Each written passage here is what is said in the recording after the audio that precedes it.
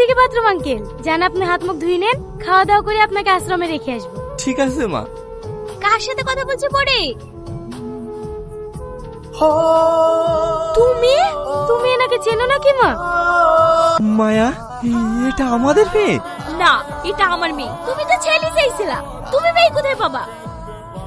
মা, এটা আমার আব্বা। হ্যাঁ মা, আমি তোর আব্বা।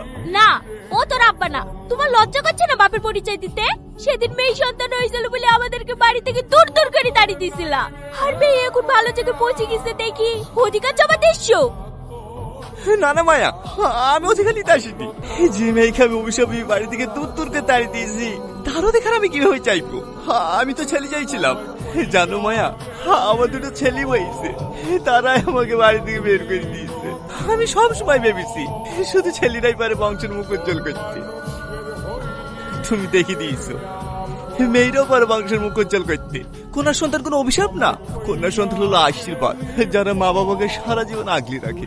তুমি অনেক সুখী মায়া। তোমাদের উপর যে অন্যায় অত্যাচার আমি করেছি, তার শাস্তি আমি পেয়ে গেছি। আমি যে তোমার কাছে ক্ষমা চাবো, সে মুখও আমার নাই। আমার একটা অনুরোধ থাকবে মায়া, শেষবারের মতো আমাকে একবার আব্বু বলে ডাকতে বলো না।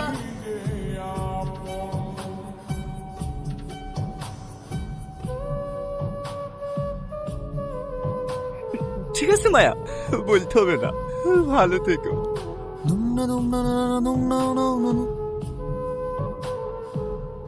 পরে জামা তোর আব্বাকে ফিরিয়ে আয়।